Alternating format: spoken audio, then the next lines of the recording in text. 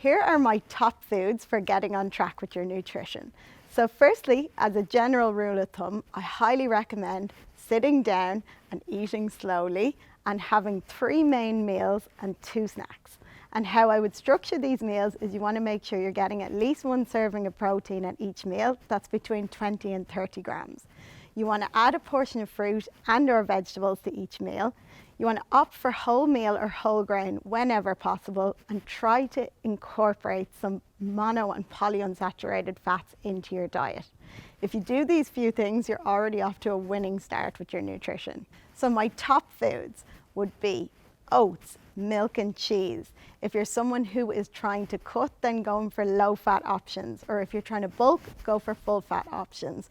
Or if you're someone who can't handle dairy, then there's loads of plant-based milks. Something I like to use in my smoothies and in my protein shakes is unsweetened almond milk. It is absolutely delicious. High protein yogurts, eggs.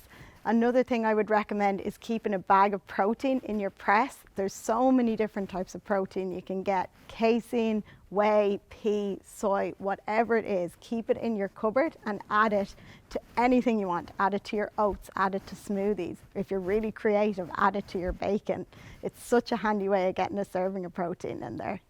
With regards to your protein sources, you can stock up on chicken, turkey, lean mince, tuna. If you're vegetarian, opt in for corn, tempeh. There's so many different types of protein sources you can get out there, so you can absolutely stock your fridge up with whatever is your preference. I do recommend, however, opt in for 2 portions of oily fish a week. With regards to your carbohydrates, as I said at the start, try to opt for more wholemeal and whole grain options whenever possible. So things like pasta and rice, and then stocking up on things like potatoes, your sweet potatoes or your normal potatoes, lentils, couscous. These are all great ways of mixing up your meals and having variations every day.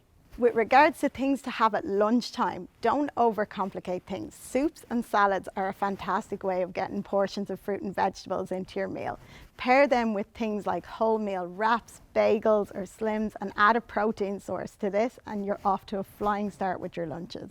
Another piece of advice would be to stock up your spice rack. There's so many good spices out there and you can mix and match these to create some amazing recipes. And my last piece of advice is to invest in an air fryer and a slow cooker. These are an absolute game changer when it comes to experimenting with recipes.